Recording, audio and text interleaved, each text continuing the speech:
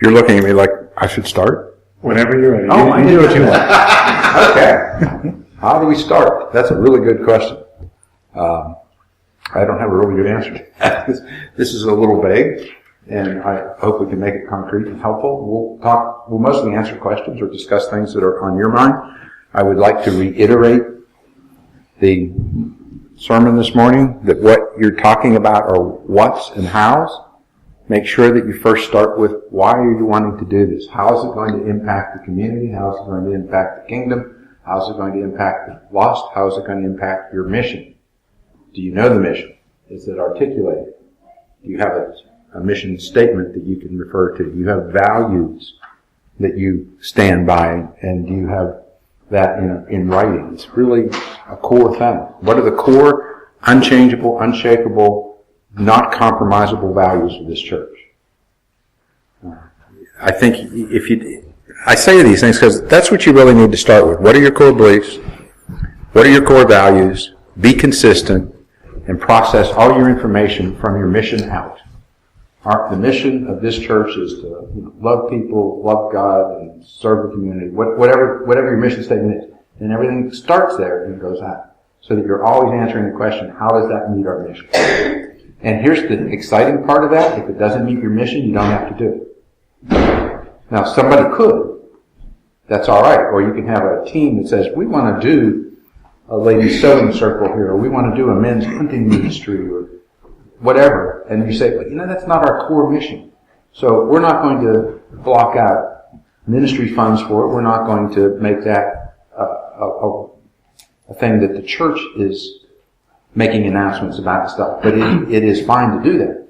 And you can do all kinds of things out of your church. But what the church does, what your budget is for, what your efforts are to accomplish your mission. So most churches that have that have a mission statement or a mission principle that they can articulate, that most of their church can articulate, and then they have some unchangeable core values. For example, some churches will try to put a whole theology out there. We believe that Jesus is this, and that's this, and this is that, and that flows to this. You don't really have to say all that.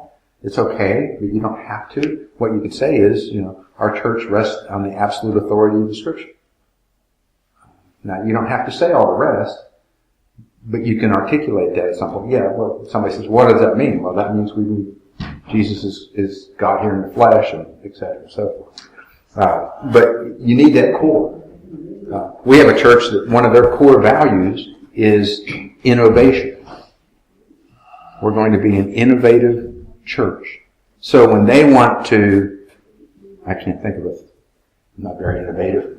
When they want to bring in a giant screen television and use satellite TV to feed something in here, it's their value of the church. It's not a question, is that appropriate? Because they are going to be innovative, cutting edge, doing creative things. But, so you get 4 or 5 or 8 of those, their core values, and you get your mission, and then what you want to do has to flow out of that. Does that make sense? Okay. So that's kind of where we start these kinds of discussion. We'll talk, I'd like to know what you guys would like to be doing. What do you see as concerns? What are your challenges? What are your concerns and worries? What are your joys? What's the really good things that are happening here, being a part of this church? If I call you Fairview, I apologize in advance. I'm working with a church in Norfolk. The name of the church is Fairview. Okay? You are Fairlawn. I pull up here, and you have a giant parking lot. And you have great views. Okay? I go down, they have a Midas muffler shop across the street, 2 big houses and an old abandoned building. There's no view. And they got a 1-acre yard, literally, between them and the parsonage. And I think, I keep getting confused. I'm always wanting to say, Fairlawn is really, and no. So if I do that, I'm sorry. I know where I am. I just might not say it right. So, somebody talk. Tell me what you'd like to do. What's your worry about the next 10 years or 5 years in the church? What's the best thing that you would like to see happen in the next 3 years? What's going on? What do you want to talk about? Where do you want to go? Well, we'd like to see this church grow from the standpoint of bringing more people to Christ. Okay. What are you willing to pay to do that? Whatever it takes. Well, I mean, I know what you're saying. That's the answer if you really want to do it. Yeah. But it's a tough road sometimes because there's a lot of people who don't want to change things, or who don't want to adopt things, or don't want. We have a church that's in West Virginia that the minister was asked to resign, and the reason was they had 80 baptisms last year, and his elder said that's way too many people in here. It's disruptive, and we can't deal with the change. That is sad. But that's a true story. Absolutely true. Let him go. We have a church that was doing a homeless ministry, and some people in the church forced them to stop because some of the carpet got messed up. The fact that they could clean the carpet for $200 wasn't relevant. It was messed up, and so they quit housing the homeless. So you have to decide what you want to pay, and you have to make some changes. Okay. You really do. You have a little guest book on your table out there. But that guest book, which is just one page, covers almost 3 years. Okay? So what does that say to somebody who comes in, who is a guest, and looks at it? They go, oh, they don't have any guests here. So something like that has a really good intention. You want to capture their name. You want to know where they're from. You want to make them feel welcome. But it's not effective. So you not only have to do things, you have to make sure they're things that are going to help you and not hinder you. I want to say something about Nathan. He paid me heavily to do this. I really do want to say this. I do work with lots of small churches. I love small churches. I really do. I would much rather work with a 50, 70 member church that would like to change and grow than a 400 member church that's dealing with some minuscule issue that they want to fix. This is what I love.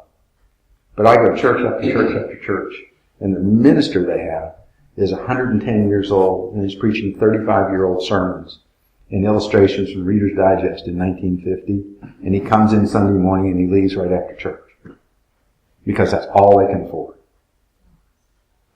You guys are really fortunate. I'm not talking about his competence. I'm talking about the fact you have him. And as it turns out, he seems to be a pretty bright guy.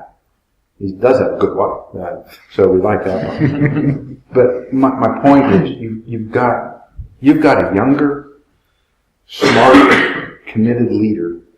You're way ahead of almost every church you saw. But you have to support and protect them. And I don't even know if there's any issue. And you have to let him do some things to reach the people that you're talking about. Because that's tough. You're not a church that's on a main highway. I mean, if you have to go on the parkway to get here, you're not the main highway. You're not the church that has 1,500 cars going by every morning on the way to work. You're not the church that has any of that. So you guys have to be more creative, more committed. You got to get out of this building and work with people out there so that when they come here, they're coming with you more than just, hey, come. Or get people, we talked one time about getting people in your building for purposes. Just getting them used to your being here. Host things and stuff like that. That really helps. But there's a big price to pay for growth. You lose your, everybody knows everybody and everybody knows, and you got to change some things that are hard to change. Things that you've done for a long time, because the guests that you will start to get become your most important person in the church. If you had a guest family this morning, that's the most important person for Nathan to speak to. That's the most important person to gear your services to. And if you don't expect guests, you're not going to get guests because you're not prepared for it. So guest language is really important. Being For example, you had up there today on your communion slide that please hold the bread and hold the cup until they're all passed, just take together. I mean, I go to church after church and they just say it's time for communion. I can guarantee you there's about 12 ways to do communion, and I'm in the front row and I would pick the wrong one. I've done this and they're saying, and now I'll take together. I'm going, no, too late. Nobody told me. Okay. So that's the mentality you have to have for your guests. And you have to do that every time you open the doors. You can't stand up here and look out here and say, okay, I don't see any guests today, I can skip that. Because you're also telling the people in the church that it's not that important. You have to say it every week. You have to tell them what you're doing with your offering. You have to say, and this is something you're going to have to do. If you're a guest with us this morning, I would love to meet you over here. And you're going to say that to a room that doesn't have any guests. But it's telling this church, if you bring a guest, we're going to take care of them. If you bring a guest, we're going to value them. If you bring a guest, we're going to care that they're here. Okay? You need good sign. Your parking lot is not large, and the crowd was not packed today. How many parking slots did you have open at 11:30? Right now? How many open? Yeah. About half of them. Mm-hmm. Nope, you had 10. You had 10 spaces out there. So my question is, you went to grow, where are you going to park 40 more people? That's a legitimate question. So what are you going to do to accommodate where they are? I have a feeling that if you park, in this driveway next year, people might not like that. So it's just a matter of start thinking, how do you get ready for what's your average attendance here? Anybody know? About 50 and 60. Okay. So what would the church look like if your average attendance was 90? How are you going to accommodate them? What's your nursery going to look like? What's your parking lot going to look like? You have to figure that out. You had one guy on each side doing communion, which meant started over here and then he came to this end. Okay. If you had 90 people, you couldn't do that and still get out before 2 o'clock. Right? And if you get out at 2 o'clock, the 90 people aren't coming back. So behave as though you were a little larger church. Like you're expecting guests, like you're expecting growth, it's going to count. Be confident God will bless you. Have 4 people up here serving down the aisles and have 2 in the back coming this way. Be creative. It doesn't mean you have to rush communion. You can take your meditation. You can take the time after. If it takes 3 minutes to get done instead of 8, then say to people, we're going to take just 2 minutes for you to pray to yourself and think about what we're doing. Relax with it.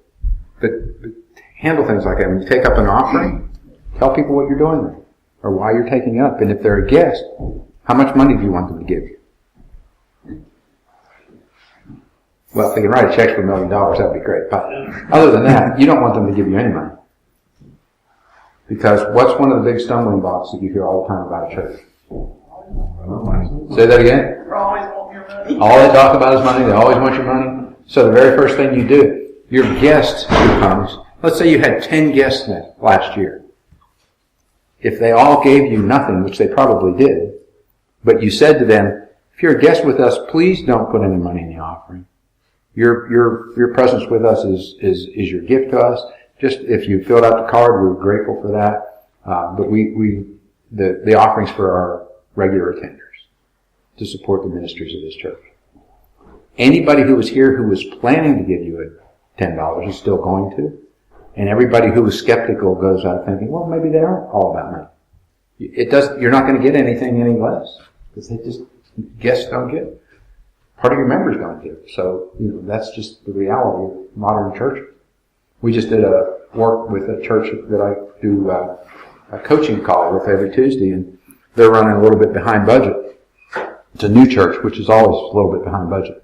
Their average attendance is 92, and their best attendance has been about 120, but 92 is their average attendance. Do you know how many people, counting husband and wife is 2 people, you know how many people gave anything in the last 6 months out of those 92 average, 120 tops?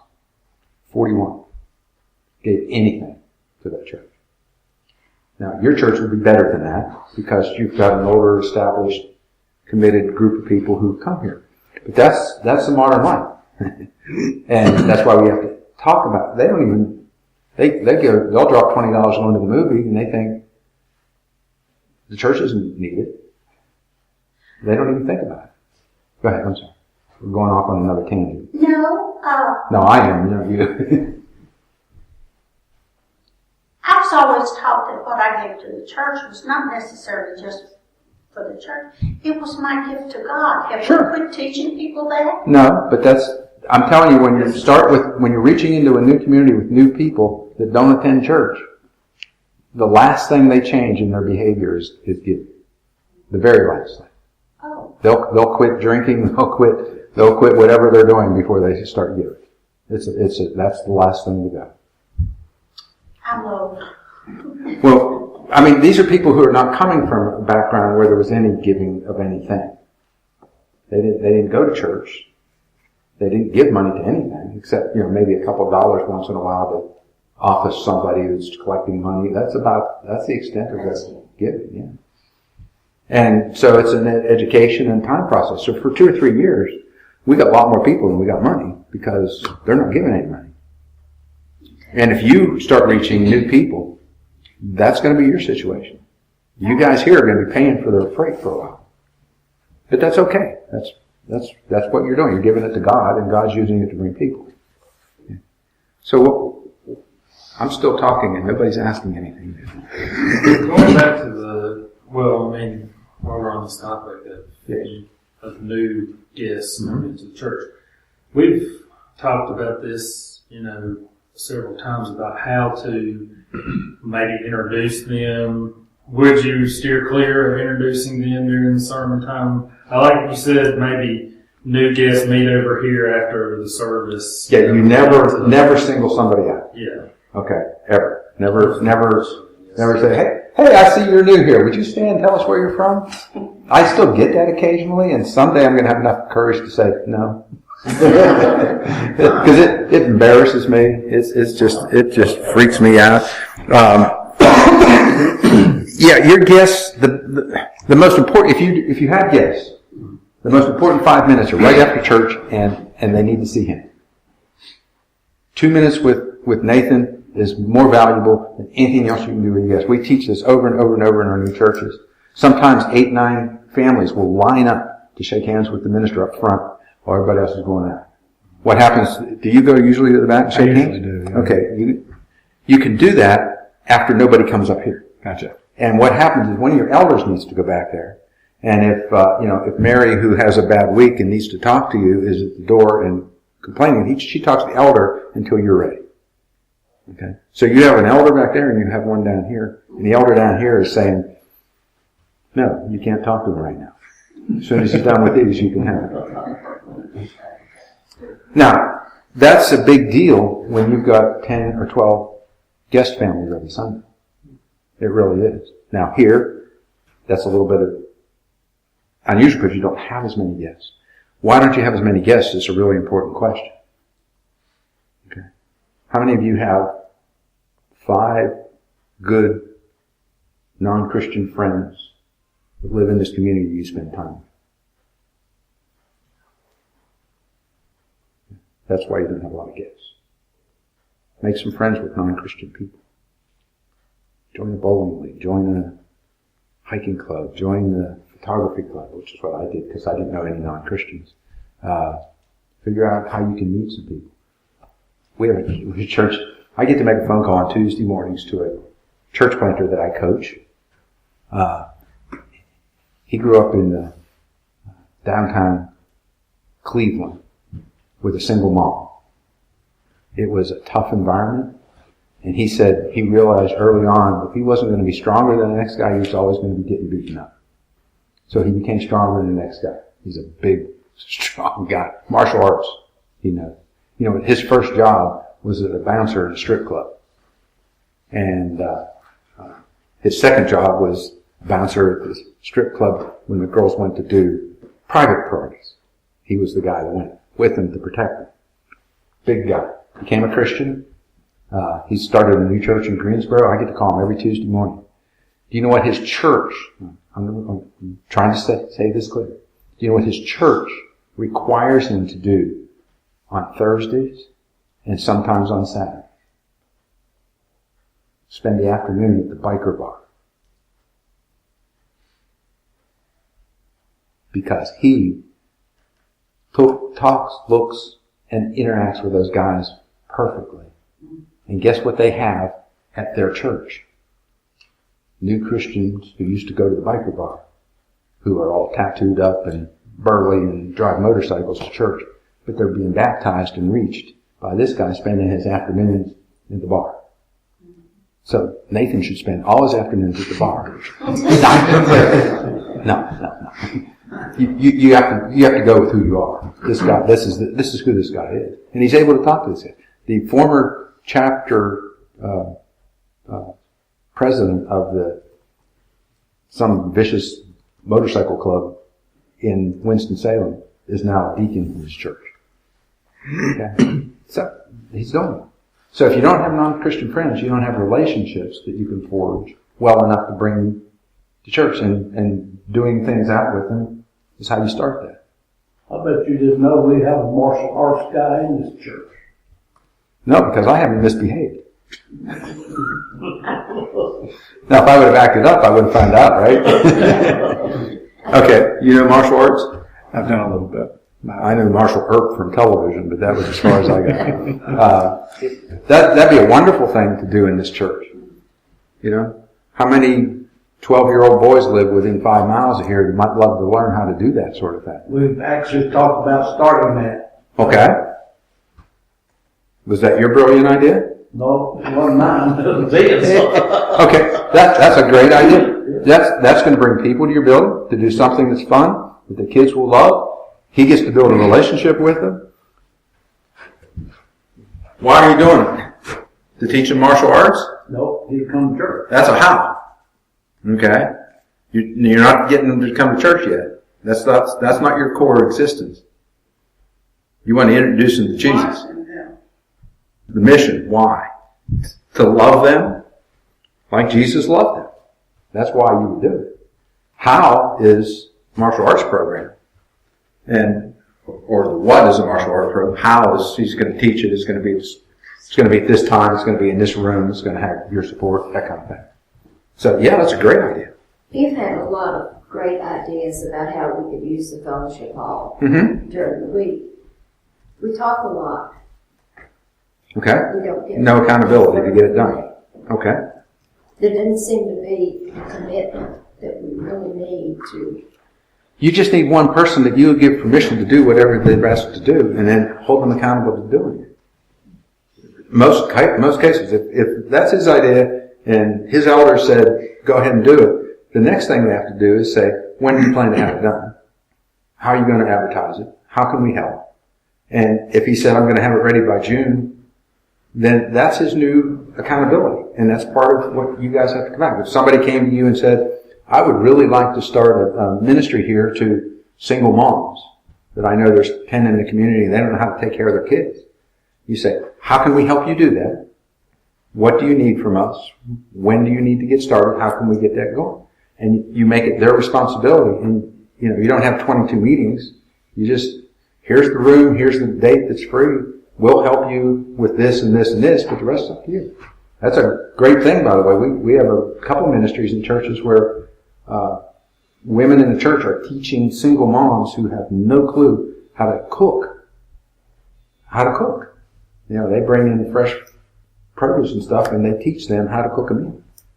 I mean, you're talking about people worse than me. I make good cereal bowls, you know. And they don't even know how to do that. It's just like nothing.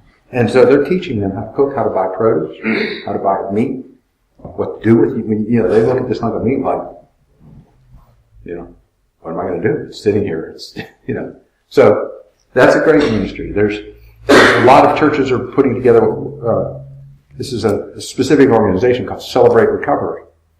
Celebrate Recovery is a program. It's similar to what you see in like AA meeting or something like that. But it's not a 12-step in a higher powers It's God-centered. And what happens is they have a diversity. You can't be everything, but you could have a group that would meet here on Friday nights, and it might have drug addicts and divorced people. And they would meet together, and you have this specific program, a little inspirational thing. It's all designed. And then the divorced folks go down into this room and have their discussion, and the drug guys go down to the fellowship hall and have their discussion. Churches are doing a really good ministry with that in many ways. And there's many of those kinds of programs, and you're not equipped to do all of them. You might be equipped to do two, or it might be someone in a community that's really equipped to do a couple, and then you're the facilitator for that. So good ideas are not good ideas until they have an accountability person and a time frame. So anytime the idea is raised, that's my suggestions, is that you sit down with them. Well, what do you need from the church? When do you plan to get started? How can we help you to get to that point? And then you have to check that. Why aren't you having your single moms meeting? Did something happen, or you got too busy, or, and then move on. But yeah, make people accountable for their own ideas. At the church in Bristol that I talked about, that's now in Tennessee, they had a really interesting approach to mission. People would come to him. He did a thing right after church. He says, I'm going to tell you everything you need to know about, I just went blank on the name. That's embarrassing. Very good company. Yeah, anyway, he would say, I'm going to tell you everything you need about the church. I'll be right here. It takes 4 minutes. And all the new people would come up, gather around him, and he'd tell them everything about this church in 4 minutes. He'd be right down. But somebody would always say, well, could you have a ministry to single moms? Or could you help with people, young women who are pregnant and don't have a place to go? Or could you help with a food bank? And he would say to them, is that something you care about? Oh, yeah. Well, our church isn't going to start that, but we'll help you start it. They actually have started, I think, 11 501c3 organizations from people who had that conversation up there. Church doesn't put money into it. It's not their mission. But part of their values is we will help people find their mission. And so they're always doing that. So they have all those 501c3s working out of church. But the church holds the people accountable for that program because they're invested in, we're going to pay for your 501, we're going to help you with the resources to get started, but it's your program. Here's the values you have to put back in, and that's how they go. It's pretty neat. So accountability is really important. It's an awful long question, but how do they ever get their paperwork through the IRS? Don't have an answer for that. I guess they're not political in organizations, so it just goes through. I don't know. It's more time and money than it is anything. Let me ask you a question. You kind of painted a good picture, giving us a lot of good ideas for once we get people here, the things that make them welcoming. I assume those are the things that make them want to come back again. Yes. That's like this much up. Okay. That's a huge topic. Okay. Well, say we're like with the self-defense class we talked about for kids in the area. Sure. That could be women too, but it's mostly going to be probably kids. Okay. What kind of, can you give us just some ideas or advice about what we can do to make it inviting for kids, like with a youth group? Because right now we have very little in terms of a youth program. We have Sunday school. Occasionally they'll go on a trip. We have like 3 or 4 kids and a few volunteers who work with it. But it seems like we need something a little bit bigger scale to bring in the kids.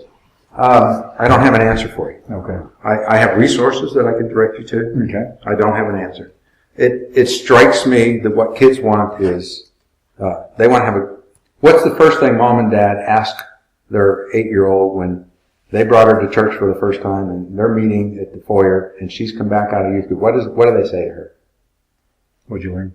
Okay, you're a Christian. Did you Did you have a good time? Very first question they ask.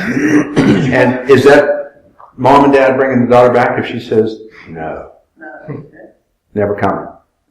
So you have to make an environment, and that doesn't mean it has to be, balloons and circus. It means you have to be relevant and engaging and create something that's a good product. And you can do that. I don't care if you've got 4 kids in there or 40 kids in there. You can do that, but it has to be a priority of your church. We're going to put good people and good resources, and we're going to make a great, if I recall right, a really nice room down in the basement. It was really attractive. I don't know that it still is or is still used, but you have to do something that's really going to be engaging for those kids and make them want to come back. The more kids you have, the more energy you get, and the more engaging it is, and the easier it is to do, and the more they're going to invite their friends because there's a lot of stuff. So there's a momentum and there's a process. But good resources out there. Fabulous. You can do, I think it's called Orange. I've heard of Orange. Okay. That's a children's program. It's not inexpensive. But it is absolutely excellent. We have a church that painted everything in their kids' rooms orange to match the program. It was so good. They said, we're just doing everything they tell us. And they are doing a fabulous work there. What you do with your kids that you're bringing in for martial arts, that kind of thing, is how do you get them to church? You build a relationship with the kids, over how many weeks, 10 weeks you do something, or an introduction, or however many weeks it is. When you're done, you say, hey, we're going to have a Sunday morning, 2 weeks from today, and we're going to recognize all the kids that completed the program, and we're going to give them an award, and we're going to do this. And you change your worship service that Sunday, not weird, but you change it enough to be really relevant to families that have 12-year-old kids. Okay? The message, the music, the atmosphere, the greeting, that's who your target is that day. And then you invite them in for that. You have 14 kids go through your program, 6 come with their mom and dad. That's a huge win. Maybe 2 come back. And then in the fall, you do another 10-week class, and you got those groups, and you do a beginner class, and you've got 12, 15 more because they heard about it from their friends. And you do the same thing. You get a certificate, and you come, and we give you a lunch. You can do the Cub Scouts, Boy Scouts. They still have religious instruction. You can be the guy that does that and do the same kind of awards thing. We have churches that do pictures with. You may know there may be somebody here who says that's just horrible. So I'm not saying these are all good ideas. I'm saying they're ideas churches have used.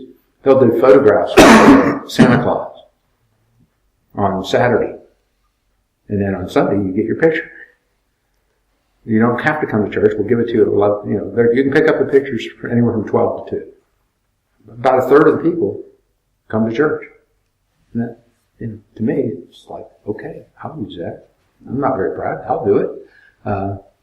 But they do all kind of creative things to bring people into the church from their service organization. Okay. Thanks. Good resource. There's no church of any size that can't have a good youth program now because of the resourcing out there. Great videos, great everything. It's really excellent. And you can train some people to do it.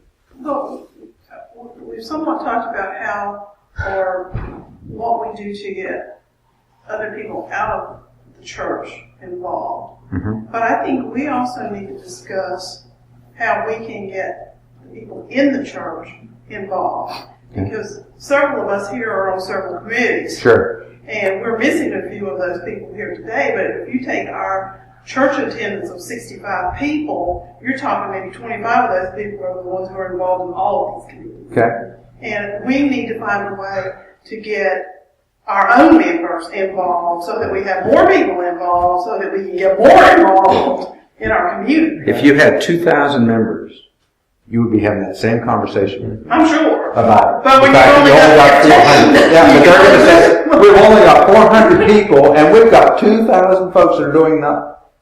I'm sorry. That's... Well, I know that. But is there, Yeah, the only thing you can do is personal invitations, personal involvement. There's no program, there's no sign-up sheet, there's nothing like that that's going to substitute for you saying to them, Mary, you've been coming for 6 or 8 years. I know that you have a hard time getting out at night. If I picked you up on the evening we had this thing, do you think you could come help us do this committee? My first response to you is, do you need all those committees? Do you need all that stuff? If you're focused on the why, you need to first say, are we doing any committees? Are we doing any meetings that aren't productive or aren't focused on what we need done?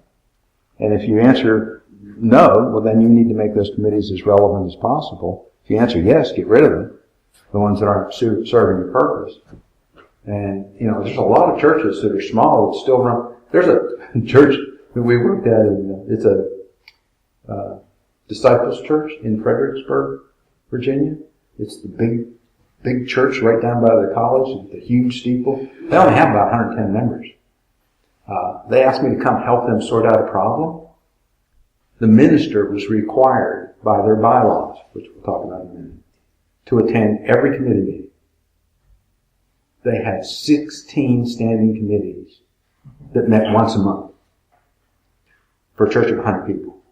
And he had to be there. So that's 16 nights out of his month that he was in the church doing nothing instead of visiting people. They couldn't understand why they weren't growing. So we recommended that they have 4 committees, and they still have 16. They only have, and now they have about 40 members. In fact, they're doing a very part-time building minister in that whole big giant building. Well, I don't think we have that many committees. I don't know. I'm just saying the first thing But but the first thing you need to do is evaluate what you're doing, make it a priority. If you've really got good stuff and you need help, make it the target. If you got 5 members, everybody pick somebody that they think would add a contribution to your group and see if you can do it. If you lead worship, you should be trying to find an apprentice. If you play the piano, you should be finding somebody who can play the piano. If you do the soundboard and the light, you should be finding somebody you're teaching to do that. So that's another way that you double your work, is by getting an apprentice and getting them. And I'd really love to show you how to do the slides and stuff up there.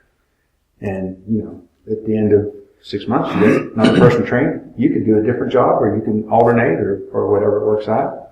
And that's, if you can't find anybody, it's a matter of your size. And if you can grow, you can start to bring those people in. And having an apprentice is a great way to do it.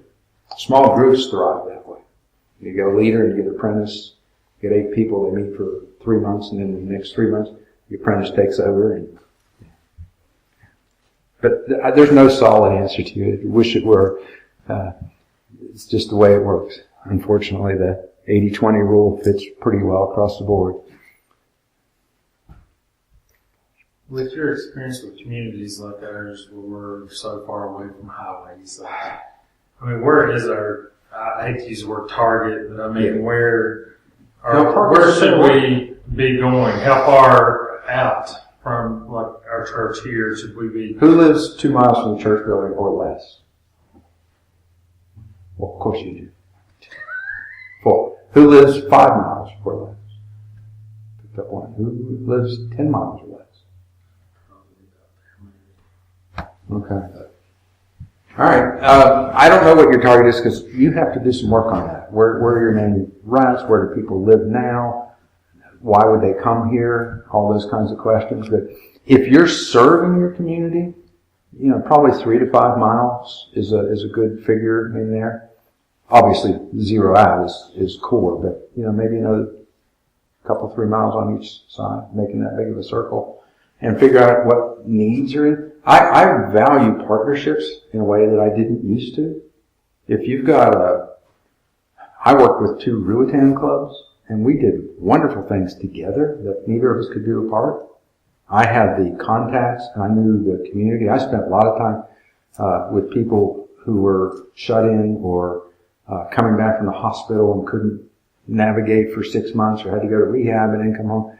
And I knew those people. The Ruatans had 25 retired guys that had time on their hands and money. That's all they had. And so I would go call the Ruatan up and said, "Hey, Mary Powell needs a ramp and needs a door widened to get her wheelchair in." Half hour later, those guys are out there hammering nails. Guess who got credit? Our church.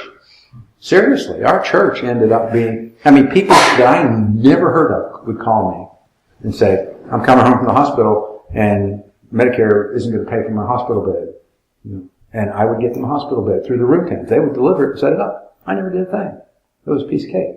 So that was when I started to learn that those partnerships are valuable. If you've got, I don't know anything about the church landscape here, but if you've got 2 or 3 smaller churches that teach the Scripture and love Jesus and that you can work with, see what kind of coalition partnership you could do to serve the hungry or the aging in place or the infirm or the whatever category of people that God's laying on your heart to take care of. Once you start serving in the community, your name gets out somewhat. That helps.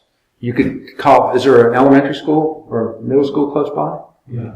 Okay. Call that principal and say, what needs do you have in the community? If you had 20 volunteers for a month this summer, what would you do? See what their answer is. If you had anything that could be done to your building while school's out this summer, what would you like done? And if the guy says to you, our halls need painted and they told us there's no money this year. I see 20 painters right here. I mean, anybody can roll paint, right? Right? You don't have to do anything. Right? I mean, you got the whole summer off, right? Piece of cake. He's going to do it. Right? Raise your hand. Say it. You already got that call. But a lot of our churches are serving an elementary school, partnering with them. Are there any kids in there that go home hungry? Food insecurity is huge. And if they get a week off, right now, for example, or at Christmas, honestly, there are some of those kids that they don't know for sure where any food is going to come their way. So a lot of our churches will pack backpacks specifically for those kids. I saw you had a backpack program out there. I don't know exactly what it's for, but there's needs out there, and specifically your principals are gold mines of information. The police, the fire department, social services, all those things. If you want to give a really good task to Nathan, and you understand that you're taking him from doing some other work that you might have normally expected him to do, ask him to meet with every community leader that has anything to do with this community in the next 6 months. The principals, the counselors at the school, the fire department, the police department, social services, the community liaisons, the county supervisor. Layer it out. And the question is always the same. We know that you have lots of needs, you face lots of problems in this community. What can our church do to help that? What can we do to serve that community, that need? You can't say yes to everything, because you'll end up burning out or not having, but you could say yes to 3. And you will find things that somebody really wants to do that isn't doing anything. You know, you'll find, okay, painting that classroom got Mary involved in doing something. And that will maybe break that dam that's kept her from other things. We do what we call a great day of service at a lot of our churches. Now, do you think you should have church every Sunday?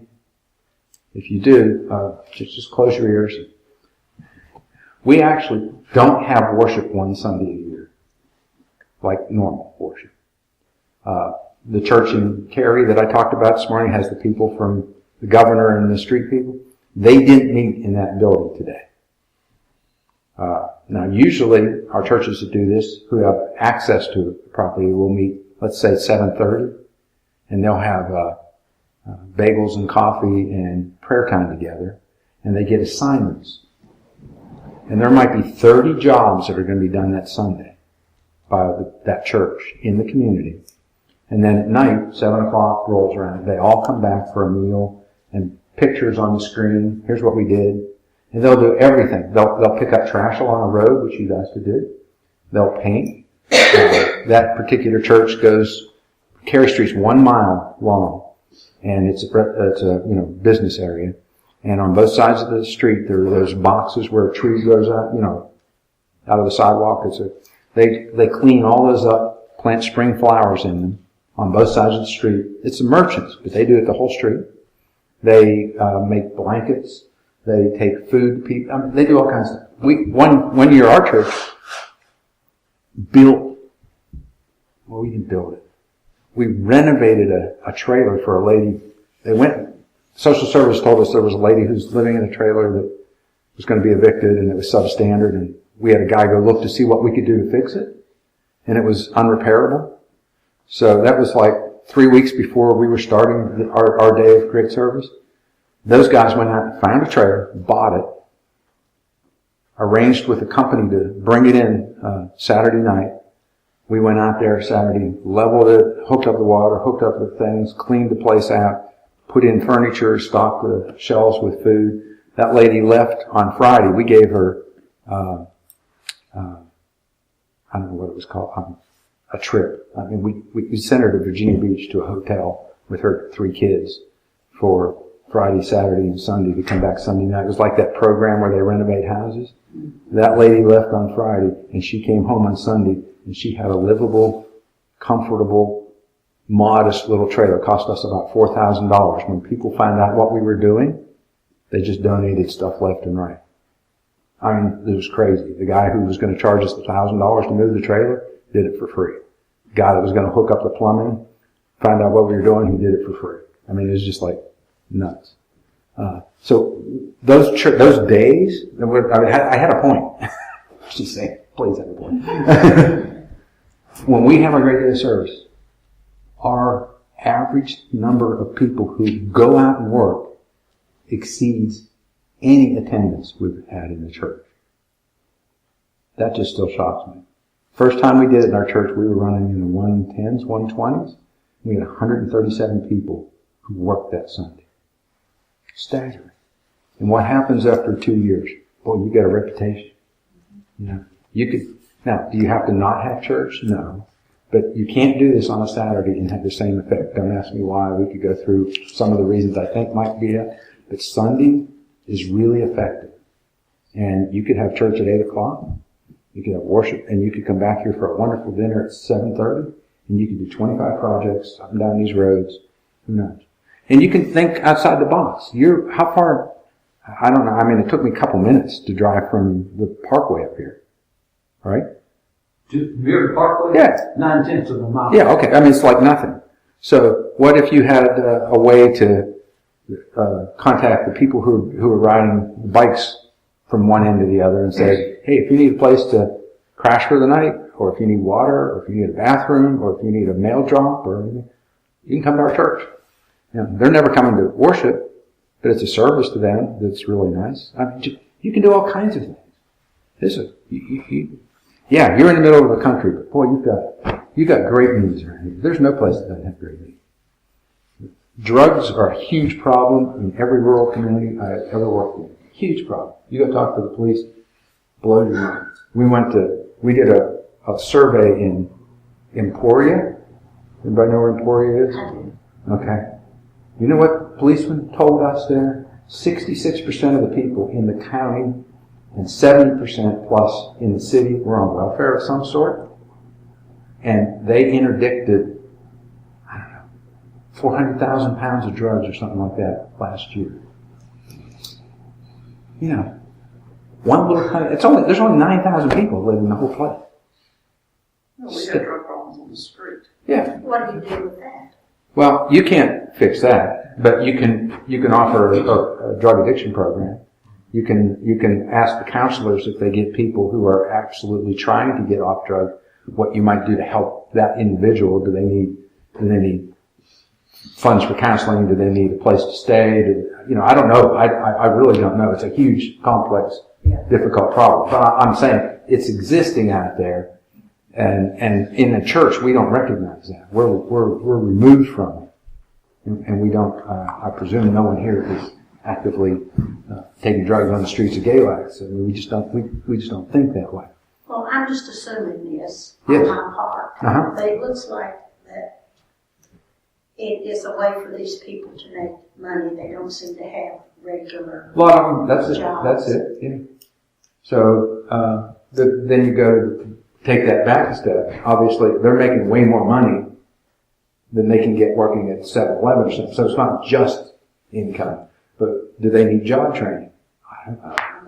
Do they, are there 3 people in this church who know how to program computers and could teach that? I don't have any idea. I don't have a clue.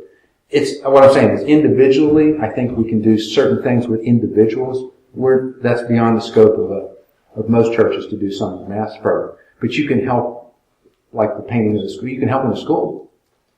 You can help with Mary and Bob down here who are aging in place and need some work done in their house. You can fix leaks.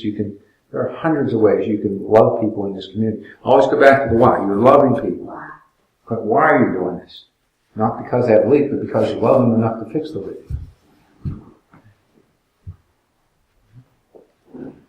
When you asked about guests, I mean, we haven't even started talking about guests. That's my 3-hour lecture. I love talking about guests. Guests is the best thing. If you can start getting guests regularly, the next thing is how do you get them to come back? And that you can do. You do that with same test of the wine. You gotta love them, and you gotta let them know you love them, and you just do. There's tons of things. For example, you never stay in the foyer, and somebody's coming in for the first time, and they have a baby, and they want to go to the nursery. You never say, "Oh, it's back there." You say, "Wow, we're so excited to have you today, and we have a great nursery, and Elsie's in the nursery today. Let me take you back there and introduce you to her." And you walk them back. You've made their experience. Words really matter. If you stand up and said, let me think what I want to say. If you stood up and you said, we're glad you're here at worship this morning. Or you could stand up and say, we're honored to have you a part of our worship experience today. One of them sounds like you're there. One sounds like you're not there. So you have to think. That's what I'm trying. You have to think about what you're saying, what you're trying to communicate. How do you want to welcome people? How do you want to identify communion and giving? How do you want to do the closing? Never assume don't ever make an announcement. Oh, I will know if you do this. Ever make an announcement that says, we're starting a softball league and you can see John and he'll sign you up. Now, everybody in this block says, yeah, I know who John is. He's the best second baseman we all know. But your guest has no clue who you're talking about. And they're not going to sign up, and they're not going to think they're welcome to sign up because you said John. No, they don't know who John is. We have digital cameras, right? You take this picture, click, and you put it up on the screen, and you say, John, Bob, Billy is up there, and he's back there. John, will you stand a minute? He's in the same clothes, and you just put a picture up there, and you say, if you're even a member of this church, or if you've never been here before, if you can play first base, we want you on our team, and he's the guy that can do it, and we'd love to have you. It's an entirely different announcement. Don't make announcements, for example, that only apply to 6 people in your church. Don't do it. This is too valuable. You had a birthday thing today. Mm-hmm. Okay, don't do birthdays. You can throw things at me, but birthdays are inclusive. If I'm here as a guest and you're wishing 3 other people birthdays, first of all, I don't know who they are. And if it was my birthday, you ignored me. And I'm glad you ignored me because I'm a guest. But I'm just saying that's smaller church. Okay? You want to act like a bigger church. What kind of website do you have? We have one. I know. It's not bad. It hasn't been updated. We're having. I know. The preacher doesn't know how to use the software and hasn't been trained properly on it. So. It's not a bad, but it's not updated. Mm-hmm. Living Water Christian Church in Salem, Virginia. When they were 35 people, their website looked like it was a 400-member church. Not deceptively, quality. Really quality. And today, they're a 200-member church. Okay? I don't own any Yellow Pages. Wouldn't know where to find one. And I'm one of these old guys. I don't have one. My son hasn't had one in decades. If you're not on the internet, to a person under 40, you do not exist. Period. They can't find you, and they don't care if they find you because you're not into the world. Now, there's always an outlier. You're going to bring up some 13-year-old girl that won't go on anything, and she doesn't want to go. But 99% of the people, this is what this applies to. So your social media presence, what you look like on your internet, whether you do Facebook, whether you do all that other stuff, I don't have a grip on most of it. But whatever you do, it needs to look good and it needs to be updated. It really needs to be on track. You got problems figuring that out? Call the VEF. We have a young woman who is fabulous. Rachel will put you a website together. It will look like tomorrow instead of today or yesterday. And she comes down here and instructs 2 or 3 of you on how to update it easily. It's very simple. We can do that for you. We charge $10,000 for the first hour. We're dirt cheap, guys. all we ask is you cover Rachel's expenses, basically. I mean, we don't have enough money to just send her everywhere. But you know how much they charge to build a decent website? You know, you're talking $3,000-4,000 for pretty elementary. What we're doing is really high quality, and it might end up costing a couple $100. And you're going to look good, and he's going to look better because he's going to know how to update it. And you stay on top of things. That's huge.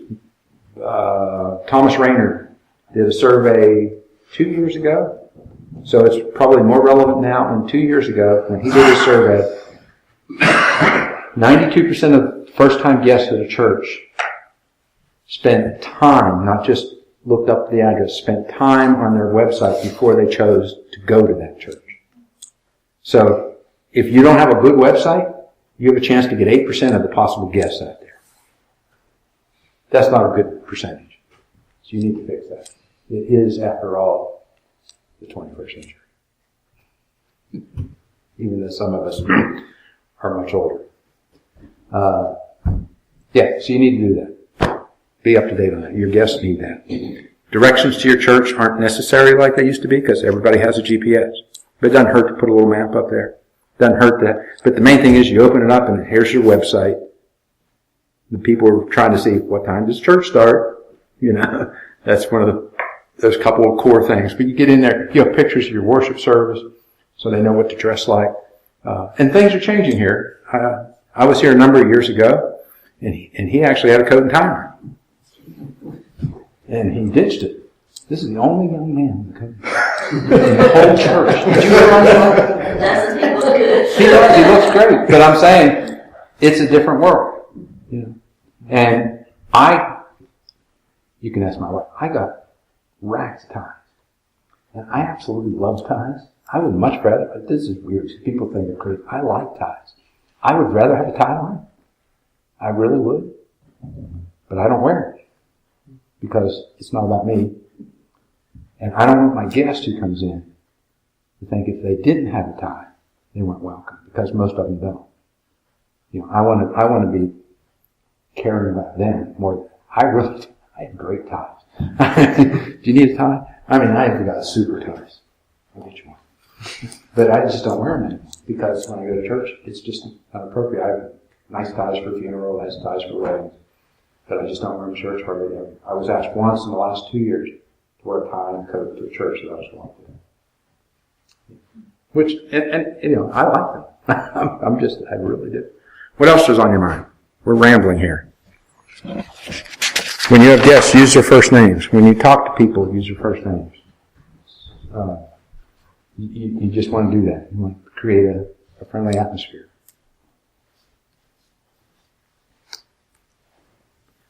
I thought this was going to be a conversation. I didn't prepare on this. What are you concerned about besides growth? Where are you going to grow? Where are you going to get the people? Well, you asked, somebody asked, Yeah. how far out do you look? Yeah. I probably live farther away than any member of this church. Okay. But How far are about 11 miles. you? Okay. That's not I'm terrible. over in town. Okay. That's probably about the limit. You would probably find it hard if you met a bunch of guys at Hardee's in the morning for coffee to say, why don't you drive out to my church this week? Because some of them just aren't going to go that far. But a couple might. I doubt you get really that far, that Shirley and Charles are from this church. Yes. You know, Yeah. and I appreciate that. left and came back and Yeah. and live in town. But Right. And we have a lot of little churches. I mean, you know, you can't convince my neighbor to come to my church when she already has a church. And honestly, you don't want to. If she loves her church and they love Jesus, okay, that's no problem. We're trying to find the very best county in Virginia on an average Sunday morning has 24.8% of their population in any kind of church. That means 75% of the very best county in Virginia are not in church on Sunday. Now, you aren't the best county. It's Lunenburg. Lunenburg County, Virginia, has the highest per capita church attendance in the state of Virginia. Why is it? Because they love Jesus more than we do.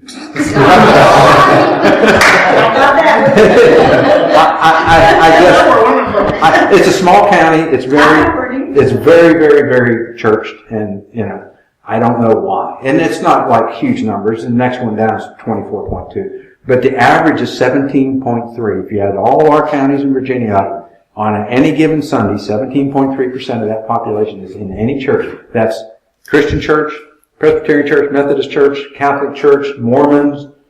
They don't define church. It's just church. Okay. So that's over 80% who are staying home. Now that doesn't say 80% don't belong somewhere. They're just off for that Sunday or they're on vacation. So add 15 or 20% at the very best. So you've got probably 6 houses out of every 10 in this community who do not go to any church. Okay, so we as church people think like church people. So Yes. how do we stop thinking like church people? Make friends and with think people who like- aren't. Just make friends? I mean, Yeah. I guess our question is, what do we do to get those people in? And we're sitting here thinking like church people. Yeah, and they're We not. need to start thinking like unchurch people. Unchurched people aren't thinking that in 50 years ago, if you didn't go to church, you felt guilty. Yeah, they don't do that now. No. I didn't grow up in church. All right. When I was a little kid, on my neighborhood, on Sunday mornings, I didn't go to church. My family didn't go to church. So I wasn't allowed to go out in the yard and play. Well, why? Well, because everybody else is at church. So, my mother felt guilty, I guess. I don't know what I'm just speculating. But I wasn't allowed to go play on Sunday morning. That must have to do with Pittsburgh. I don't know. But it's absolutely true. So, and of course we had blue laws. Stores weren't open. There were all kinds of things going on. But, translate that to them. I guarantee you go talk to somebody and the last thing they're thinking about is being guilty about not being in church. If they don't go. They just aren't. And the social order has changed so much. And I think it was last year or the year before. It used to be back to church after the summer vacation. It was about the second week of September. In Richmond, it's now about the last week of October, 1st of November. Why? Because every single weekend, there are scores, not a handful, scores of music festivals, wine festivals, places to go and see, Scottish festivals. We looked one Thursday in the paper for what was going on the weekend, and there were 62 events I could have driven to in an hour or less from Richmond on Friday, Saturday, and Sunday. Where are your folks? They're out at a music festival. They're out at it's just that's much more of it, and they're doing that. Playing golf. Well, playing golf, kids soccer. My granddaughter is a swimmer. I'll brag about her. She's really good. She got to go to Southeast Regional thing down in Atlanta a couple of weeks ago. She's 10 years old. She came in like 25. She's really good. But guess what she has to miss? About once a month. Church. Because they swim Sundays. And there's nobody in the swim team saying, should we do this? No. Soccer leagues in Williamsburg used to have to start at 1 o'clock on Sunday. Now they start at 7:30 on Sunday. Just a big change. So you're competing with all that. And the only way that we can make a difference is that our churches be relevant in the community. Now we've got the message. Don't misunderstand what I'm saying. I'm not saying we don't have the message. We don't have the world that doesn't know Jesus, I am fervently convinced, is going to hell. I don't think there's any other Savior. I don't think there's any other direction. I don't think there's any other hope. But the people who are not connected aren't even thinking that way. So what we have to do is become friends with them enough that at some point we have an opportunity to say to them, what can I do to help you in this problem? And at some point they might say to you, why are you living differently? Why are you still with your husband after 20 years when I'm on my third husband? Why are you not yelling at your kids all the time? I don't know what the issue is. There's some break in there that gives you an opportunity to say something. I wasn't kidding about the photography club. 3 years ago, when I was doing a seminar on assimilation, and I was talking about knowing your community, and I honestly said, I got to stop and confess right now. Since I started with this full-time job with VEF, I didn't have a non-Christian friend anymore. I didn't have one. So I joined the photography club. And have I done anything significant? No. I've been there 3 years, but I've had 2 or 3 really interesting spiritual conversations with people. And I thank God for that. That's as far as, but I didn't even have that before. Because I wasn't putting myself, if you want to know what I like to do today, I'd be out hiking with Cindy in the mountain by ourselves, or I'd be home reading a book. I don't want to, I'm a shy, introverted person by preference. This is my job, so I do my job. But if I had my choice, I'd be by myself, in a hole somewhere reading a book. It's who I am. So when I leave here today, because I've spent 6 hours with you folks, it will be like I worked 20 hours digging ditches. I will be completely exhausted. Because this is hard for me. Now, if Harry Gill came here, Harry would bounce out of the room. Like that little rabbit. He gets energy from this. I get drained. But we can all learn to use whatever resources and strength we have and love people. I've got to have conversations with 2 or 3 people, because that's all I've really connected with, because of who I am. But we've connected well with them. And one guy had a really neat, long conversation that I think might bear some fruit. I joined the tennis club years ago to play tennis. And 2 of those guys are now in our church. So there's 40 who aren't. 2 are. All right. Well, along those lines, would you recommend or know something like, in addition, I know, making friends with non-Christian people, would you recommend for like the programs of our church something like a community survey or no? I think you visiting with community leaders will give you much more information. Okay. Surveys can be useful, but they're first of all, if you really want an accurate survey, you need somebody who knows how to compile them and read them. Mm-hmm. And, we think we do, but we don't. Mm-hmm. My son's an actuary by trade. I can't even begin to imagine how he does what he does. Mm-hmm. But it looks like if he gives me the thing that I check out, that's simple. No, it's not simple. I would say if you would have those conversations, and it's a deal, because you have to figure out what you're going to do, how you're going to say it. You have to make appointments in advance. You have to make appointments that they don't want to give you. The preacher from the church just wants to have an appointment with you. Put him off. I'm too busy. I guarantee you, it takes some work. That's receptionist what you get them to take a call. Oh, that's exactly right. Yeah, but you will do it because your elders are going to be after you every meeting and saying, "How many appointments did you make last week?" That brings me to one more quick subject, and then I would stand here all night, but I'm going to quit after this unless you have questions. Your church doesn't have bylaws, I was told. And you don't have bylaws because philosophically or whatever, you're not too sure you want them. I'm in your camp philosophically, but the reality is if you don't have bylaws, you don't have control over this property. Truth, absolute truth. We've found it time after time after time. You need a basic set of bylaws to have control over your own property. Today's world.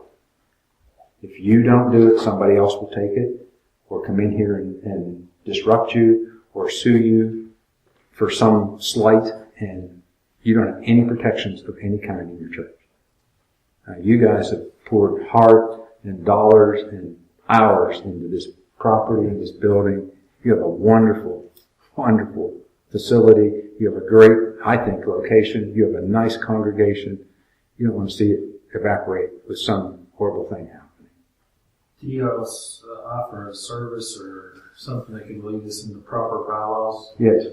Yes, we can. I can give you information. I can give you some sample bylaws. I can give you bylaws from other churches. There are 3 or 4 critical things to remember. One is there are certain languages that the IRS requires. Piece of cake. It doesn't have anything to do with doctrine. If you are a charitable organization, you must say if your church had to close, what happens to the assets. It's required. Okay? No person in here can benefit from that. And the IRS has certain things that have to do with dispose of property. So you put that in there. 2 or 3 other things. It's really simple. I have that language. You need to put in there simple things. You don't want to try to define your church by bylaws in terms of we're going to have 4 committees, we're going to have 6 of these, we're going to have 1 of these meetings. That's destructive, and what happens is churches change and then they don't change the bylaws. And you're in the same situation if you have the bylaws you don't follow. And let's just assume for a minute that you're in a beautiful rural location with a gorgeous church building. And I would presume, I'm making assumptions here, but I'm going to presume that your church, following the scriptures, would not necessarily endorse same-sex marriage. So a couple comes to the door who wants to be married here, and you say no, which would be your prerogative, and they choose to sue you. Okay? Which is that they can sue. I mean, anybody can sue. If they choose to sue you, your primary and secondary defense are the bylaws you have. Okay? If you have bylaws and you're following them, the judge is going to look at that and he's going to say, this church historically has done this. It has followed those rules, and rule probably in your favor. Right? If you don't have bylaws, or if you have bylaws that say something like, we believe the Bible, they're going to say, well, we believe the Bible too, but we interpret it this way, you interpret it that way. And the judge is going to look at your bylaws and say it's either inconsistent or you don't have meetings when you're supposed to. He's going to say they don't follow their own bylaws and they're going to probably go against you. So the bylaws have to be really simple and really clear and just deal with the basics.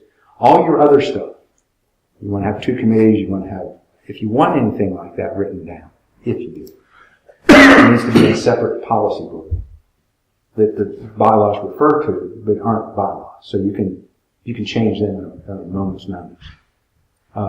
Doctrines, for example, of the church. You don't have to spell them all out in your bylaws. You just say, we believe Jesus is who he said he was. We believe the Bible is authoritative. We believe, 5 things. And then anytime there's a doctrinal issue in there, you just reference back to the document that the elders would approve, or maybe Nathan would write and they would approve. It would define a doctrine on a particular point. Baptism, for example. This is our point. This is our stance on baptism. And write it as a document. Put it in a separate book. You don't have to put all that in. But you do have to say who can sell and buy the property, how you select the leaders of your property, of your church, and what you do if you had to close. Those have to be in there. Now, there's some other things we recommend, but those have to be. When you say buy and sell property, you're talking about trustees? The trustees have the authority to do that, but how are trustees selected from your church, and by what means can they choose to do it? Trustees have no power. Okay, trustees are, this is what a trustee is. Yeah. Okay, and it's actually called in Virginia, sign or resign. Okay, a trustee has to do what the church tells it to do. The church says, we want you to sell this property for $1. And you're a trustee and you say, I won't do that. That's ridiculous. No choice. You have to resign. And they'll appoint a new trustee and he'll sign. Or you can become a corporation now, which you couldn't do 10 years ago. And a corporation defines it a little differently. It gives you more protection. You incorporate as a church, and that's a different function. No forms, you don't have to file annual reports and stuff, but a corporation gives your leadership more protection than a trustee's structure. But trustees are fine. I mean, we've had it for hundreds of years in Virginia, and I don't have. There's a law in Virginia about trustees. Well, but you don't have to anymore. You can incorporate it. I'm saying, since Jerry Falwell sued the city of Lynchburg, the trustee system there's 2 options. You can be a trusteeship, or you can be an incorporated church. Okay. Now, a corporate church will still have a trustee who signs, but you don't have to go to the court to have it appointed. Okay? In Virginia right now, if you have a trustee who's not appointed by the court, they're not legally trustees. And if you have a trustee who is still acting as a trustee that you didn't want, and the court hasn't de-appointed them, they're still trustees. We do have a court-appointed trustee. Okay. Would there be an advantage to being incorporated? Your leadership has more legal protection. In other words, You have to sue the corporation, not the individuals. yeah, the corporation is sued, and an individual cannot be held liable for his own personal property in that lawsuit. In church trustee system, the law basically says the same thing, but there have been cases where the trustee was completely negligent and held liable for personal property. It wouldn't be disputable, like I didn't think they should have painted the church red and the trustees wouldn't let me do it. That's not going anywhere. But an example would be happened in Williamsburg. Bruton Parish Church had a young man who grew up in the church and was in their nursery. And it turned out, he grew up in the church. Wanted to work in the nursery, turned out he was abusing children. The person who found out reported it to the minister. And the minister called a board meeting that night. And the board trustees got together. That's how they do it. Their whole board is trustees. And they decided to wait a week or two to see if they could find out more information. That 2-week wait cost them $13 million. That's how much the judge ruled in favor of the people who sued because they didn't act immediately. And the people who were in that decision could have been sued. It was ruled they could have been sued. The person who was there did not choose to do that.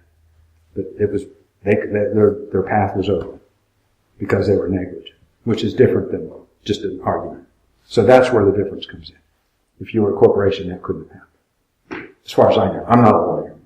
Churches get lawyers to figure this out for their needs and purposes? Very few. You can run that stuff by a lawyer, but they're going to, unless it's been tested in court and they already know precedent, they're guessing as well as we are. All the same-sex stuff, none of it's been tested in court yet in Virginia, so we don't have any idea what ultimately that will happen. But we're doing the best we can with what we have. We've hired a lawyer to ask the question. I could see that. You said that first off, and I could see that happening quicker than anything because, there's that guy, I don't know where he is on the West Coast, suing, it's a lesbian couple suing a cake maker. Yes.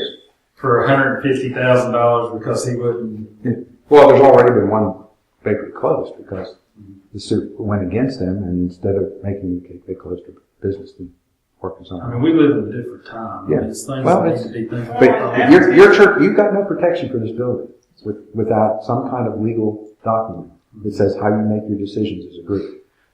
I told someone this, but there was a tiny community church in McLean, Virginia, not related to the Christian church. They have 5 acres. McLean, average income there is, high 6 figures. And the piece of property were 2 4-lanes in a rural, in town.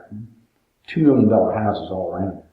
And had 5 acres of a triangle piece of property with a tiny little A-frame. The church you could fit 2 of them in this room. Little A-frame church had 18 members.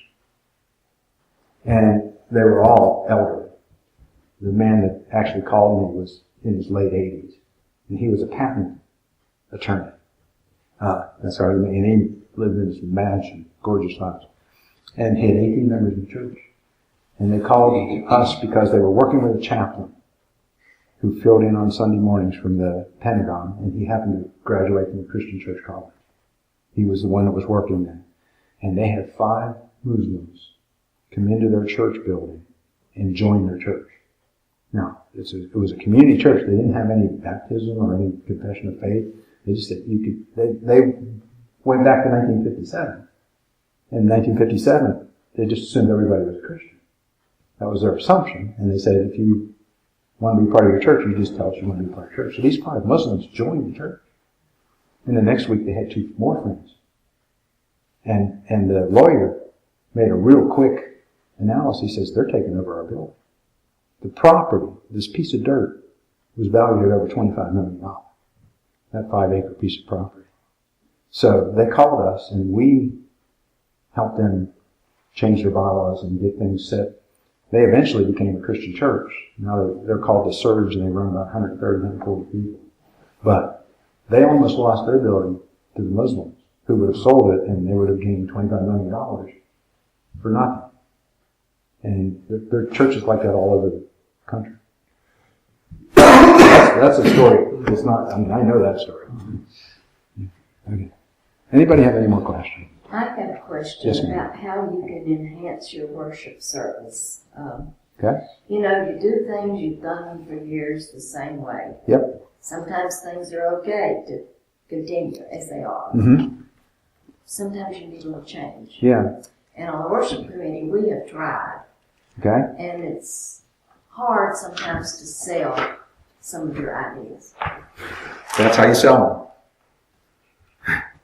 You have to go back to the why. Why are we wanting to change the worship service? Because we aren't relevant and loving to the people who don't understand Christian traditions and hymnology and stuff.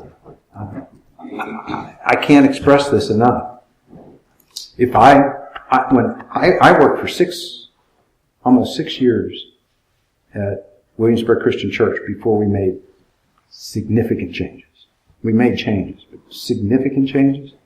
And at one point, this one lady came to me and said, well, now you've got everything you want. It's just what you wanted. She was really unhappy.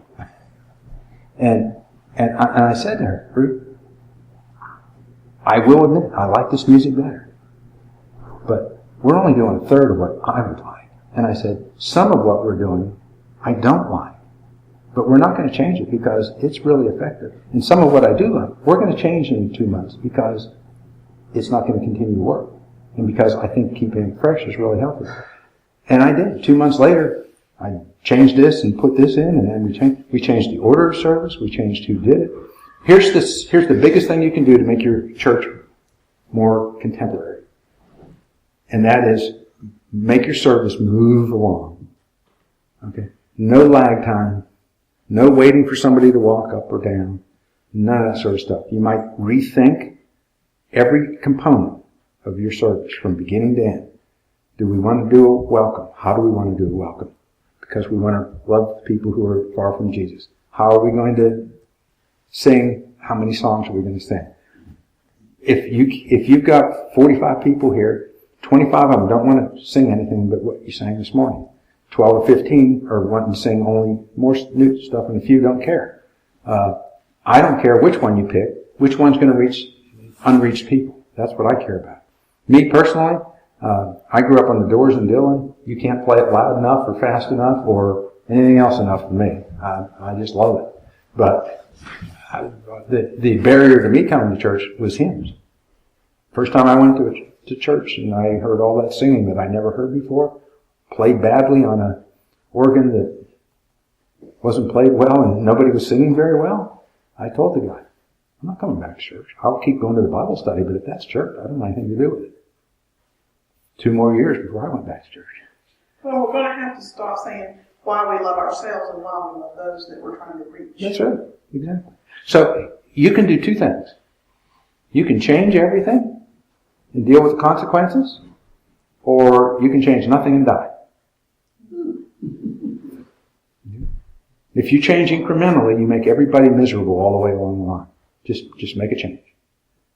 And if you can't make that change, do 2 services.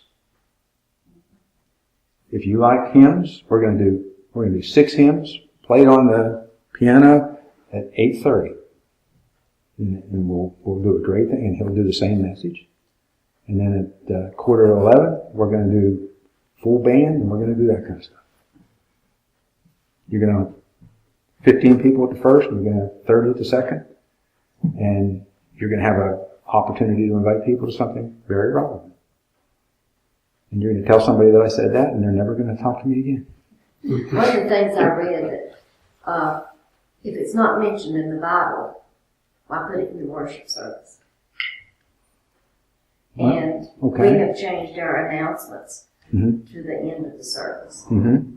But one thing, it stays fresher on your mind if you hear it right before you leave church, possibly. Probably. Is that the last thing you want people to walk out thinking about? No. No, that's not the last thing. Okay, so then I wouldn't do that. But we have changed that. We've tried to do a lot of little changes. Okay. Churches sometimes get really confused because back when he was young and studying for the ministry, you had 3-point sermons. Yeah. Okay. That doesn't work much anymore. We've already talked about culture. If you get one solid idea across, that you can reiterate in your music. You did the communion meditation. And you did the announcements and something else. Prayer. Okay. If you guys, let's say you were doing it this coming week, and his message, I would hope, is on the resurrection, or something about the resurrection. But he's got one point he wants to get across.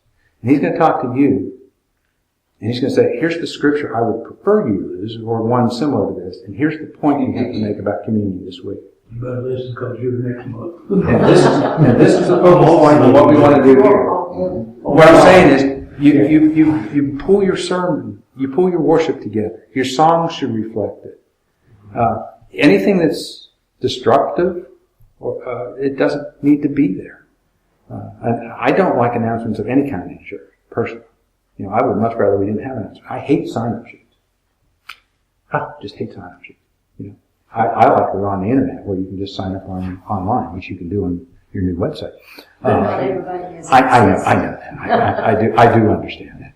And so you may have that. But my point is, your whole table's taken up with a notebook that's way out of date and 5 sign-up sheets that aren't relevant to my kids. Is that what I want them to see walking in the building? Why? Why do I have that there? That's what I'm talking about. You have, when I came, I was the first one in the building. No, you were here. The first actual person in the building besides the guy who's supposed to be here early. There were three things hanging up in your foyer. Okay? Are they there a week, a month, a year? I have no idea, but somebody has to say at some point they aren't going to be here anymore because they look cluttery. Your building is so neat and clean and so attractive. I mean, you are so far ahead of most churches this size, particularly rural churches. You're way ahead.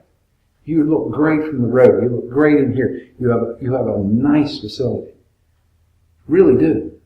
And I'm saying, make the atmosphere match your facility. It's friendly here. It's lovely. People are just really kind. That's your asset. But you've got to figure out how to create some energy and some joy. Singing here is, not what you probably could do. I think when I was here once before, you had a drum set up here and a couple other things. I'm not saying you have to have that. I'm just saying you need energy. If you're going to sing hymns, they make great new arrangements of hymns. I don't know if you've heard any of them. Like, you can sing the old hymns with new ways.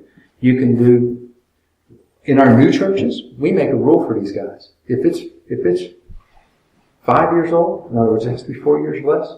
If it's 5 years old, you can't sing it. So if I go in and it says CCR license 1999, it's a check mark. That's not right. Not because it fits every culture, but it fits our new churches. We want them to be more on the cutting edge. I went to one church's I'll name it, Lake Christian Church by Lake Monticello in Charlottesville. Went to their contemporary service. The newest hymn, or newest worship song they sung was 1997. Okay. So they're almost 20 years. That's a generation. And they think they're on the cutting edge because everybody who was doing it was 50. So you need young voices, and if you have someone like this guy, or there was a young lady back there, ask them what they'd like to hear. What do they listen to on the radio? Try to make things match a little bit of their community. If here, I don't know this, I'm making an assumption that might not be fair, but if bluegrass music or country music has a strong following in the community, do some of it. I figure you can get great bluegrass tinged worship music, really good.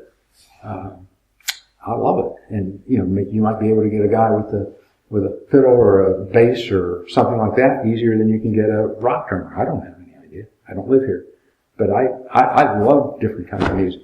I would have different. If I had a big church, I'd have bluegrass. I'd have rock music. I'd have chamber music. I have everything. I just love it. I don't care what it is. I like music. You would have them motivated. One of the criticisms that I hear a lot is we don't sing enough of the old songs. So once a month or on fifth Sundays, At night, say, we're going to spend the whole hour singing old songs. Well, I'm explaining to this individual Yeah. that you try to reach everybody, Yeah. so you need But I'm serious. something for the young, Right. something for the But old. if you go back to what? We aren't trying to reach you. You love Jesus. You've known Jesus for 108 years. We're not going to sing that song. But if you love that song and you care about it, we will sing it on Sunday night, every fifth Sunday night. We'll sing it 3 times. You can sing a special. There you go. But I'm so don't ignore them. Yeah. But put them, say, out of the mainstream. You know. Okay. If you like bluegrass, I'm inviting you to come to Galax the first full week in August, So the Fiddlers Convention. the Fiddlers Convention. You think I didn't do that? I've Just already. come stay with me and go down on Saturday night to the Bluegrass Music Center. Yeah. I would like that actually, because I've tried to go to that. I've been to Floyd, to some of the Just stuff. right down there. there beside Music center is Anytime. awesome. Did I give you my address? Did I give you my card? Hand it to him. Years ago, I lived in Peachtree City, Georgia, and on Gideon Sunday, this guy came and made a presentation. Yeah. He was an Eastern Airlines captain. Uh-huh. So we met him in the vestibule after church. He asked, "Where y'all from?" And we said, "Oh, a little place you probably never heard of called Galax, Virginia." It was my parents. And he said, "Do you know Kyle Creed?" He said, "That's where I stay every year when I go to the Fiddler's Convention." Kyle lives in this house right here. There you go. Yeah, that's a cool deal. All right. Would you have any questions? No. Questions? Thoughts? The only thing that I can think of that we haven't talked about, we've covered a lot of the things that I think we need to talk about. The only thing that I can think of, we've run into a lot of times I'm kind of involved with the youth here. Okay. And in other things as well, like membership committees and things Gotcha. like that. We get discouraged because we try to do things and it's not panning out. So then we stop trying to do things. Mhm. And then we get fired back up again and then it don't pan out. Okay. So we go through that. Okay. I don't know if you have anything to mention on that or. This guy goes through it every Monday. Right. Well, I think what happens is, like you said, we get fired up and we do Okay. it for a while and then it becomes slack. Yeah. And I think sometimes we do some things for the sake of saying we've done them. Yeah. We got through it and we're done and we don't, maybe we could take some of those same things that we do, but in time make them better. I think that's really a good point. As opposed to just doing them. Yeah. Constant incremental improvement is key to a whole lot of success. I had a NASA guy once tell me, if you shoot to the moon and you miss, if you're off by 0.2% here, you're off by 27,000 miles here. So the same thing applies. If you can do 2% a year of improvement in what you're doing, look how much you're going to gain over time. A huge amount. Well, I think sometimes massive. something worked when we started it, Yes. but then Well, it we has just to- keep doing it the same way, and Everything needs needs to change and make it Right. reach Your forward. dinners, everything you do needs to be rethought. Back to the why, and if you get the why there, then how can we make it fit our purpose more? How can we make it better? How can we involve more people? Can we love more people through it? It all applies. You know what the first and second laws of thermodynamics are? That's what you're dealing with. They say that everything tends to disorder and chaos. And nothing new is being created. And everything's going this way. And if you don't think that's true, you haven't ever lived with a teenager. Because you put them in a nice clean room and an hour later it's like, oh.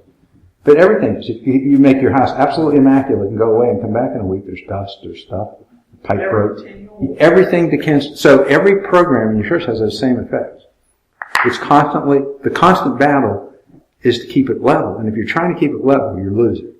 So improvement is your only solution, and enthusiasm, I mean, it's natural to become discouraged over time. Same people doing the same things. That's why I always say use fresh eyes on what you're doing. If you do a dinner all the time over there, then figure out, put the tables in a different place, put the food on the other end. I'm being really silly there, but if you always do it over there just like it was today, someday dress it all up with flowers and a red tablecloth, or anything you can do to break the pattern that you normally have, and just so you feel fresh and good about it. Hey, it wasn't nice. We had that great banner this week that really looked nice. And I'm encouraging all of you. You're the core that need to hear this. I could have made it this morning. But I know some of you are signed up to the International Conference on Mission in Richmond. Here's a promise. If you get 20 people from your church to go there, your church will be different. I promise it will. I think we have right inside. You'll be different. Because you can't go to that. I'm not a convention guy. We even put them on, and I wasn't a convention guy. I went to this, and it changed. Because this had great value. You walk through the exhibit hall, 580 missions, and you see what God's doing all over the world, and you come out, and it's like, wow. That's life-changing. I can name 5 churches in Richmond who have sent people the last 3 years to get their whole mission teams there, and already their churches are percolating with difference. It's really remarkable. You can change your church culture with that. The problem for you guys is how you grow and how you're going to reach out. And I think you've got to serve the community, love the community, get engaged in the community, get your name out there, love people, make friends with people. There's no sort of solution. But the interesting thing is, once momentum starts, once you have 3 guests this month and 2 the next and 5 the next, you get so excited, and that generates more people. They want an experience they love. If you have great preaching and good music and a great facility and you've taken care of their kids, you're doing all you need to do as a church. You don't have to do anything else. Everything else is extra, optional. Do good worship, take care of your kids, take care of your guests when they come, and do good preaching, that you're teaching good stuff.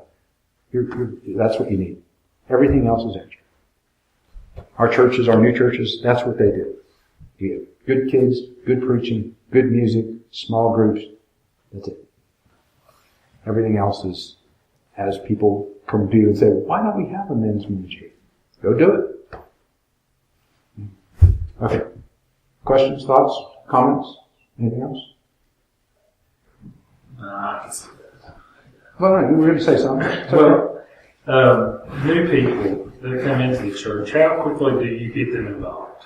I guess, do you scare them off when you say, okay, yeah, that sounds good, why don't you go? Well, if they're brand new, you're not going to turn them loose because you don't know them. Yeah, but let's say they're here 4 months and they say, at my old church, they did this. Could we do that? And you say, well, that's not part of our primary mission, but if you want to talk to me about how we might think about that, or how we might help you get started, that's fair enough.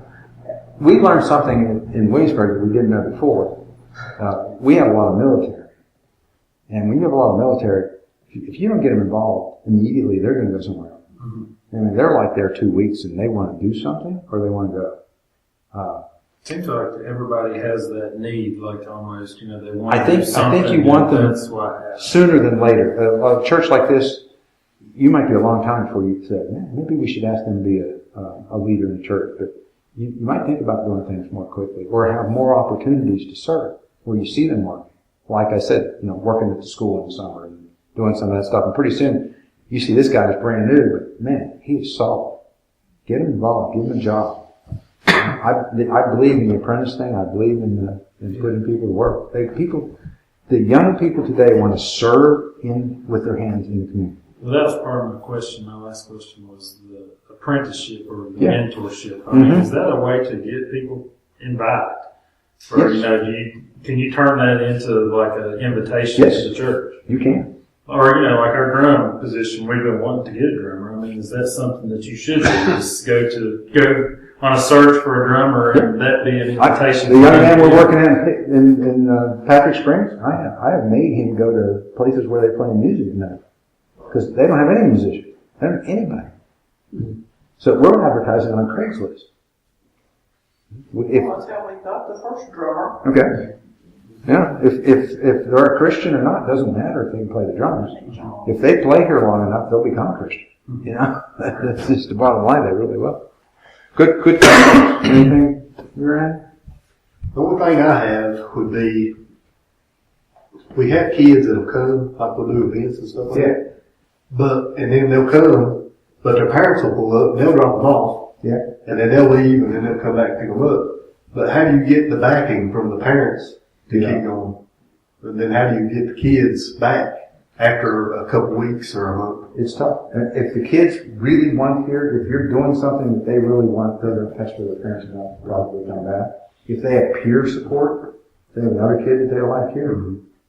A pretty girl and the guy comes, you know. I mean, if there's reasons to keep them here, they'll do it. But there's some parents that just, you know, that's so low on their priority list, they're not going to do it. Offer to go pick them up, stuff like that. And again, I think periodically that you have things here to reward or showcase those kids, and you try to get their parents to come. But there's no easy answer to this question. What do you got? All right. We'll let you off the hook today. Anything over in this? Well, I don't want you. You have anything? I don't think so. Okay.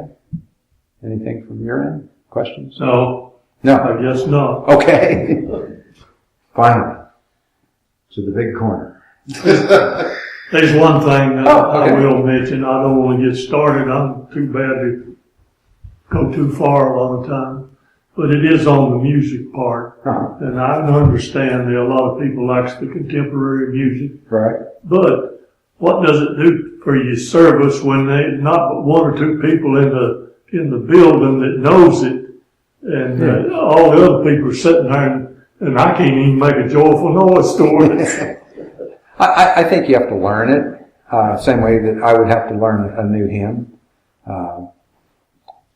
I go back to my why. You know, if I'm doing that music to serve as a member-driven church, I'm going to do what you want every week, because you're my core member and I love you and I want to serve you. But if I'm trying to reach the guy that is coming in out of the door that doesn't know Jesus, I'm going to do what he wants, and you're going to know I'm doing what he wants, so you're going to tolerate what he wants because you love him. If you want to really learn some of the good, there's some great courses, there's some terrible modern music. You know, it's not, modern music as a category isn't good.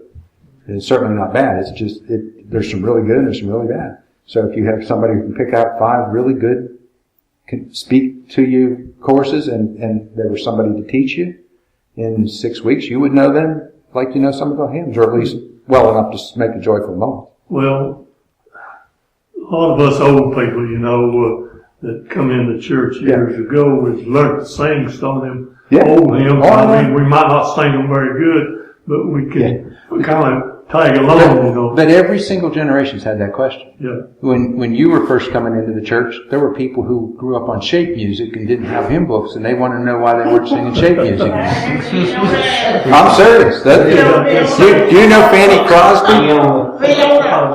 Fanny Crosby's in your hymn book. Probably got 25 hymns. Do you know there used to be protests by the people who wanted the older hymns when her hymns came along? Yeah. Seriously. They burnt her hymn books in the streets. And you talk about it now, she's like, whoa, you can't get rid of Fanny Crosby. They did. They burned one of those more than anything else. When you don't have a good song service, seems like it just kills the complete service. I can't sing very well. So a lot of times I'm not singing aloud, but I'm singing. Well, that's the way I like to follow along. So I do that with some of it too. I can't even sing. I know to make sure you're, I made my mic, he said, he said, do you want me to mute you, before this? I said, if you want anybody left in the church, you're gonna do you have anything you'd like to add? No, I just think that we, a whole lot of the stuff that we just need to change our thinking and go back to the why. Okay. And start with the why, then get to the how. Okay. And the Well, I think since we've had this meeting, we don't need to waste time. I think, you know, All right. if we're the core, You are? we gotta get started. Okay. Now's a good time because we're not having service. There you go. It's like the last thing out of take. Well, you know, But I think we've got to sit down and we've got to say, okay, why are, and these people that we want to reach, what are we going to change To do to it. reach that? I was thinking, And we're going to have to realize that we're going to have opposition. Yeah. And Okay. the church is going to have to realize each that. of us should go home and write down some stuff. I mean, So while it's fresh in our minds. And I don't think we need to think of 10 different things. We need to think of a few and get started. That, very good. Narrow it down. Do well what you can do with your scope of You know, So you've got a new chairman here who's just volunteered. So move on. We have to be committed. And I think you are committed. well, there's I really always do. something, if you have a meeting scheduled. Yeah, well, I understand. And everybody can think of things that they'd rather be doing. I know. Me And too. If it's 1 hour a month Yeah. to give to the Lord. Yeah. Well, make sure that every committee meeting you have is worth the meeting. Yeah. I have a blue ribbon thing that says, another hour wasted that could have been handled by an email. I have been to 100 meetings that somebody could have said, here's what we're going to do on the phone, and I would say, good. And we would have been done. So make sure your meetings are really valuable. If you can't... We've had some, haven't we, Nathan, recently? Right. We got started off Good. kind of slow. And I think you're a great people. And you really are. This is a fabulous opportunity. You've got a good staff here. You've got a great building.